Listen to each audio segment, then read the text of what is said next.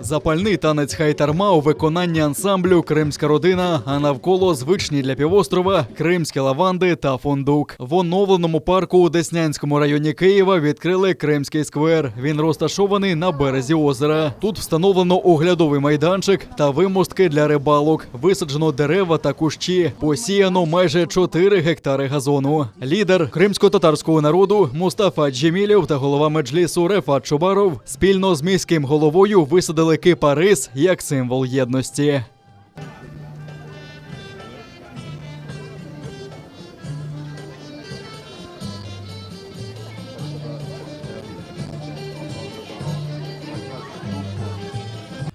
На відкриття зібралося чимало мешканців навколишніх будинків. Після консультації з людьми сквер отримає назву «Безим-Керим. Наш Крим». За словами мера столиці Віталія Кличка, Кримський сквер стане родзинкою оновленого парку. Територія облаштована і дитячими майданчиками, і спортивними майданчиками. Територія також знаходиться під системою «Безпечна столиця», відеоспостереження «Безпечна столиця», тому можу сказати, що ця територія контролюється поліцією, чітко муніципальною вартою. Родзинкою нової частини парку стала альтанка у кримсько-татарському стилі. Вона прикрашена мозаїчною підлогою, ажурним декором карнизів і стрілоподібними арками у стилістиці кримсько-татарської архітектури. Покриття сферичного купола виконано з оригінальної сучасної черепиці, яка нагадує традиційну. Купол увінчує шпиль.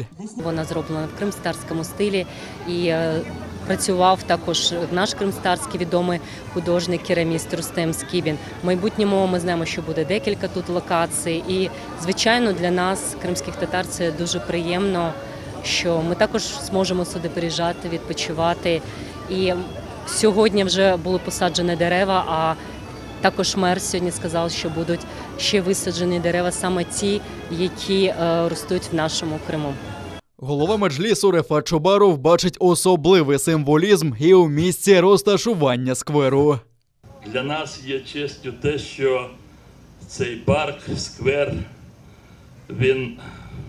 і тут проходить проспект Романа Шухевича, головнокомандуючого Української повстанчої армії. Це все взаємопоєднано, взаємопов'язано.